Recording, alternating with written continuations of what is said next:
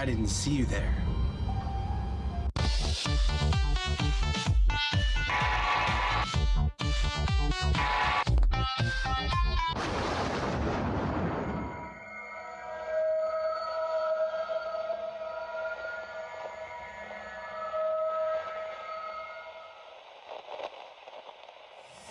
Hello my Doomlings, and welcome back to another spooky video. Now, in the past, I've talked about fears that haunt our youth, and toys that tormented our childhood, but I want to delve even deeper into the darkness of our past.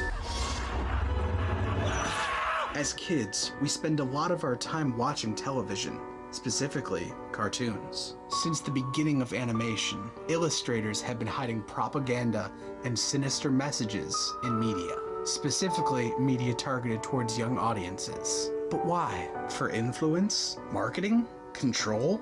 Some things are so obscure and obscene that it's hard to find any explanation as to why they would be hidden for children to absorb subconsciously.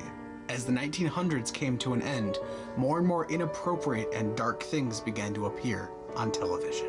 Ones that were very noticeable, and others hidden under layers of subtext. So today, I want to talk about some of the darkest theories in cartoons. As the new millennium began, television networks began to crack down on some of the bizarre subject matter. So the ones that I'm going to be discussing will be before that period of time. Now, I have to warn you, some of the subject matter in these theories can be very triggering for those with traumatic past experiences. So just as a disclaimer, if this applies to you, you might want to fast forward through some of these titles. Alright, let's get into it. The first show I want to talk about is The Fairly Odd Parents, and the theory that Timmy is being abused. It's unsettling to think that little Timmy is in fact the victim of extensive childhood abuse, including emotional, physical, and sexual. In reality, he's a small child playing pretend with his fish. The granted wishes are all in his imagination, hence why they never have any lasting consequences. Depressing? Yes, but not particularly disturbing. But when you look deeper into the surrounding cast, things get much scarier. Obviously, the fairies are his godparents, or odd parents, which could be an extension of his actual godparents, which either never existed, were too distant to reach him, or died prior to the start of the show. Perhaps, since they were the only adults to understand him, that's why he imagines them watching over him. It's obvious from the start of the show that his parents do not care and are at best emotionally distant. Meanwhile, his babysitter Vicky is physically abusive, and he is not brave enough to tell anyone. And even if he did, who would believe him? Finally, it is thought that Mr. Crocker sexually abuses Timmy. Transmitted to every computer in the world! So Timmy pictures him as this villain trying to steal away his fairies, the personification of his innocence. All of the happiness and joy and wit in the show could all just be in Timmy's head. Yeah, makes you look at the show a little bit differently, doesn't it? You're not supposed to be on those kinds of websites! But that's my teacher! Well, it does make him look pretty. The next theory I want to talk about is from the show Rugrats. This one has been talked about a lot online, but the more I think about it, the more fucked up it is in each little aspect. The theory is that Angelica's entire life is in her head. The babies, the adventures, are all part of her imagination. Angelica is just a sad, lonely girl with no friends of her own. Her parents don't have any time to spend with her because they're too busy working. To make up for it, she has created a series of small characters that she can boss around and give her a sense of authority and power. I can do anything I want, but if you don't like it, I can have you fired! The theory gets even more disturbing when it becomes clear that Angelica has based her characters on the dead children of her parents' childless friends. Chucky died in the same car crash that his mom did, explaining why Chaz is such a nervous wreck all the time. Saki? Yeah? I wish you were real. Tommy was a stillborn, which explains why Stu spends most of his time in the basement making toys for his son who never had the chance to live. The twins Phil and Will were actually one baby, and the parents possibly had a miscarriage or an abortion. And because Angelica didn't know the baby's gender, she decided to create one of each. It's possible that Angelica is all alone, and everything is in her head.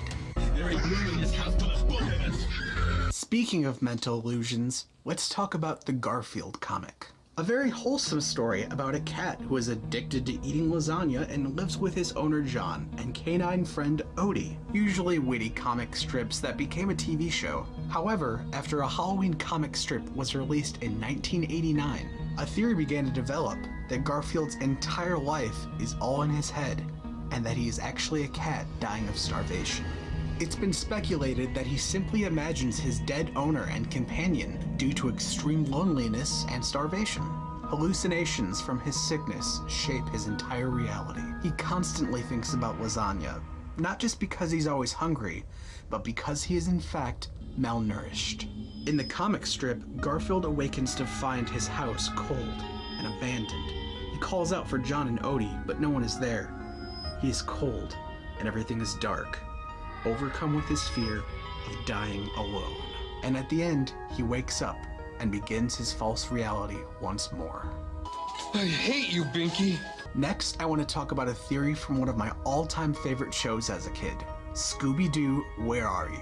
The first theory is that the show takes place during a huge economic depression. The show first aired in 1969, the year that the Vietnam War ended. From their characters' clothing and their hippie slang and the flowers on the side of their van, it's clear what period of time they're in. The swinging 60s. When you start to look at the stories across the series, certain patterns become very clear. Everything seems to be abandoned and falling apart. Dilapidated mansions, empty hotels, ruined theme parks. Almost all of the villains are people who would normally be respected, but have fallen on hard times. Welcome to my cave. Who are you? I'm the Hermit of the Hills, and you're just in time to join me for dinner. Come back! Come on, let's get out of here while we still can. Come back! Come back! Think about it. Being young adults that are in their late teens, early 20s, it's normal to assume that they would embark on carefree adventures rather than getting proper jobs. But what if they move around all the time? Because there's no work anywhere they go. They wear the same clothes all the time. How do you think they pay for food or gas? Rather than being the carefree spirits that you see, Scooby and the gang are in fact unemployed hobos, moving from place to place in search of permanent work and accepting food and gasoline in exchange for helping those around them. You know, by solving mysteries. But still, that's pretty fucked. But I insist, you must stay for a while. Alright, let's get into some even darker theories. This is where things might get a bit uncomfortable. There is a theory that states the show Ed, Edd and Eddy takes place in purgatory, and all of the children in the cul-de-sac are in fact dead.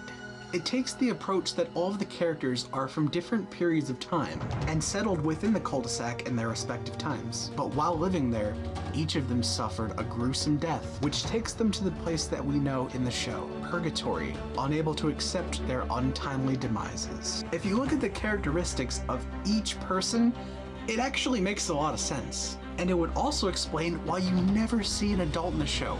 Not once. An extension of this theory is a little less believable, but it's kind of amusing. But it states that the Canker sisters are in fact she-demon guardians, there to torture the lost souls of the cul-de-sac and prevent them from crossing over. It doesn't make as much sense as the other theory, but still, makes you wonder. This last theory needs a disclaimer warning because it is so fucked up. So I am warning you, this one actually hit me pretty hard. Reading further into this theory, it blew my mind to how much it actually makes sense. The theory is that in the show Doug, the main character Doug Funny abuses psychedelic drugs such as LSD to cope with the fact that his neighbor Mr. Dink molests him. Let's break it down. When Doug moved to Bluffington, his new neighbor Mr. Dink immediately took note of him. The first thing he did was invite him into his house to show him a movie. The next day, after he was hanging at Lucky Duck Lake, washing off his dog Pork Chop from the mud, out of nowhere Mr. Dink shows up from out of the bushes with a camera. He claims that he was trying to get a picture of a nematode, but he very clearly was trying to get a picture of his new neighbor. Oh, it's just you, Douglas. For a minute there, I thought I saw a nematode. Mr. Dink is always inviting Doug into his house to show him a new, very expensive product that he has. But most of the action of what they're doing inside is never actually seen. One would wonder why a grown man who is a stranger would constantly be inviting this kid into his house to lend him expensive equipment that's very prone to breaking. He also offers Doug to work on any project he wants to anytime he wants in his shed. A shed that, by the way, had a lot of security measures on it. And why is this? Perhaps to warn him if someone, such as Doug's parents, would be coming over and he would have to clean up. Mr. Dink has no kids and is also the scoutmaster of Doug's scout troop. If that's not creepy enough, you may recall an episode where Doug, Skeeter, and Mr. Dink get lost on a canoeing trip. Mr. Dink travels into the woods to try to find camp, and eventually Doug and Skeeter catch up to him. But watch what happens when they actually find him. What happened? We thought we'd never see you again. Well, without the computer, I got a bit off course, and I got the boat to shore, but my clothes were soaked, so I laid them out to dry. And when I came back, I saw a bear and ran for my life. He is completely naked. How is this not a red flag?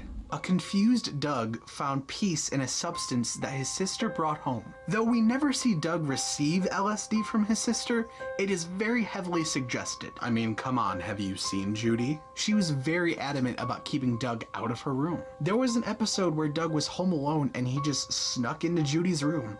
He didn't do anything. Why would he be in there? I mean, surely he's seen her room before. Maybe he was going in there to get something, specifically hallucinogenic drugs. It's really important to know the distinctions between Doug's daydreams and his hallucinations. His daydreams were more fantastical and affected the world around him, but Doug's acid trips show him in a distorted view of his own world. I mean, if something that traumatic was happening to me, I might be doing the same thing. So it kind of puts the pieces together, doesn't it? Don't you wish life was like this?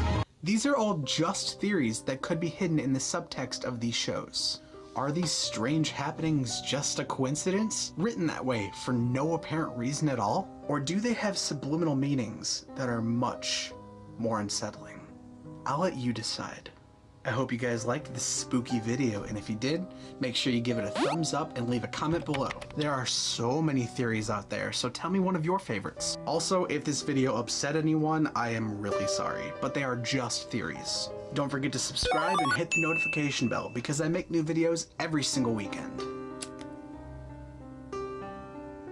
Don't forget to leave the light on. And remember, if you hear a bump in the night or footsteps behind you, don't look back because you might see something that you don't want to see.